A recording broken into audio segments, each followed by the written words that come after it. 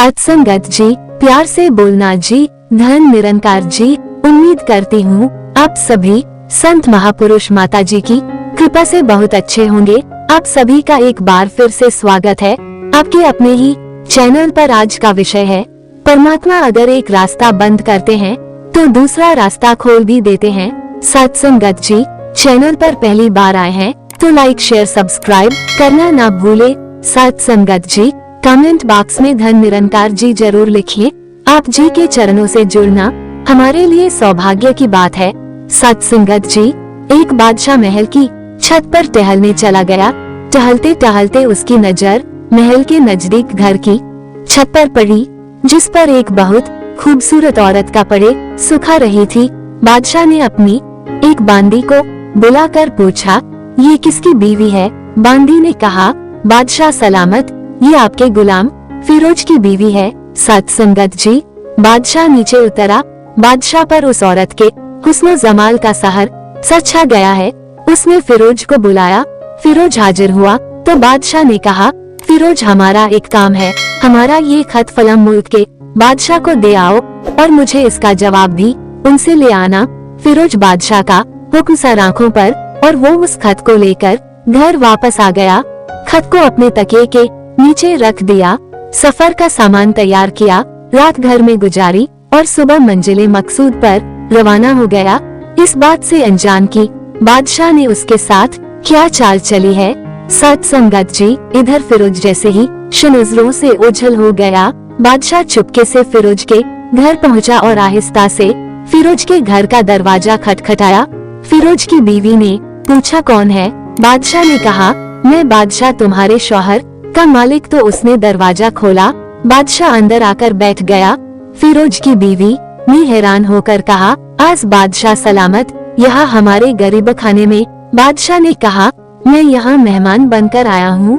फिरोज की बीवी ने बादशाह का मतलब समझकर कहा, मैं अल्लाह की पनाह चाहती हूँ आपके इस तरह आने से, जिसमें मुझे कोई खैर नजर नहीं आ रहा।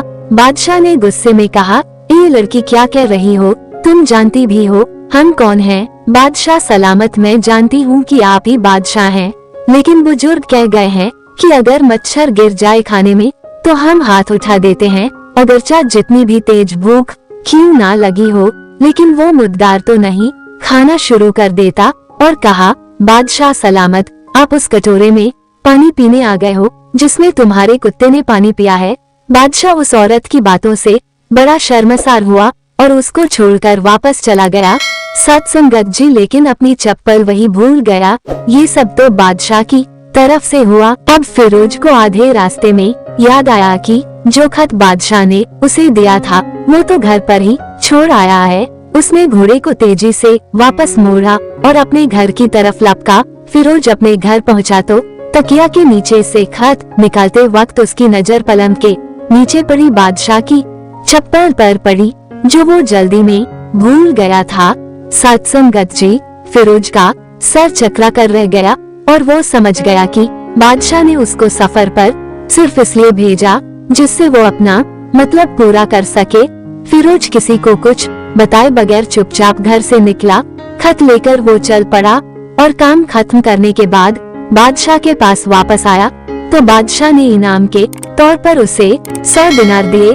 फिरोज दिनार लेकर बाजार गया और औरतों के इस्तेमाल के कीमती कपड़े और कुछ तोहफे भी खरीद लिए।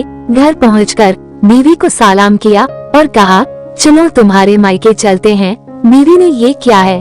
फिरोज ने कहा, ये बादशाह ने इनाम दिया है और मैं चाहता हूँ कि ये पहनकर तुम अपने घर वालों को भी दिखाओ। बीवी ने कहा, जैसा आप चाहें। बीवी तैयार हुई और अपने वालिदैन के घर अपने शौहर के साथ रवाना हुई। दामाद और बेटी और उनके लिए लाए गए तोहफे को देखकर वो लोग बहुत खुश हुए। फिरोज बीवी को छोड़कर वापस आ गया और 1 महीना गुजरने के बावजूद ना बीवी को पूछा और ना उसको वापस बुलाया। फिर कुछ दिन बाद उसके साले उससे मिलने आए और उससे पूछा, फिरोज, आप हमें हमारी बहन से गुस्से और नाराजगी की वजह बताएं सत्संगत जी, या फिर हम आपको काजी के सामने पेश करेंगे। तो उसने कहा, अगर तुम चाहो तो कर लो, लेकिन मेरे जिम्मे इसका ऐसा कोई हक नहीं जो मैंने अदा ना किया हो। वो लोग अपना केस काजी के पास ले गए तो काजी ने फिरोज को बुलाया। काजी उस वक्त बादशाह के पास बैठा हुआ था। सत्संगत जी, लड़की के भाइयों ने कहा, अल्लाह बादशाह सलामत और काजी उल कज्जा को कायमो दायम रखें। काजी साहब, हमने एक सरसब्ज बाग दरख्त फलों से भरे हुए और साथ में मीठे कुआं एक शख्स के हवाले किया था, तो इस शख्स ने हमारा बाग उजाड़ दिया, सारे फल खा लिए, दरख्त काट लिए और कुएं को खराब करके बंद कर दिया। काजी ने फिरोज की तरफ मुतवज्जे होकर पूछा, हाँ तो लड़के तुम क्या कहते हो इस बारे में? सत्संगत जी, फिरोज ने कहा, काजी साहब, जो बाग मुझे दिया गया था वो उससे बेहतर हालत में इन्हें वापस किया है। सत्संगत जी, काजी ने पूछा, क्या इसने बाग तुम्हारे हवाले वैसी ही हालत में वापस किया है? लेकिन हम इनसे बाग वापस करने का वजह पूछना चाहते हैं। सत्संगत जी, काजी ने पूछा, हाँ फिरोज, तुम क्या कहना चाहते हो इस बारे में? फिरोज ने कहा, काजी साहब, मैं बाग किसी ईर्ष्या या नफरत की वजह से नहीं छोड़ा, बल्कि इसलिए छोड़ा कि एक दिन मैं बाग में आया तो उसमें मैंने शेर के पुंजों के निशान देखे, तो मुझे खौफ हुआ कि मुझे शेर खा जाएगा, इसलिए शेर के इकराम की वजह से मैंने बाग में जाना बंद कर दिया। बादशाह जो टेक लगाए ये सब कुछ सुन रहा था। सत्संगत जी उठकर बैठ गया और कहा, फिरोज, अपने बाग की तरफ अमन और मुतमिन होकर जाओ, अल्लाह इसमें कोई शक नहीं कि शेर तुम्हारे बाग में आया था, लेकिन वो वहाँ पर ना तो कोई असर छोड़ सका, ना तो कोई पत्ता तोड़ सका और ना ही कोई फल खा सका। वो वहाँ पर थोड़ी देर रहा, सत्संगत जी, और मायूस होकर लौट गया, और खुदा की कसम, मैंने कभी तुम्हारे जैसे बाग की गिर्द लगी मजबूत दीवार नहीं देखी।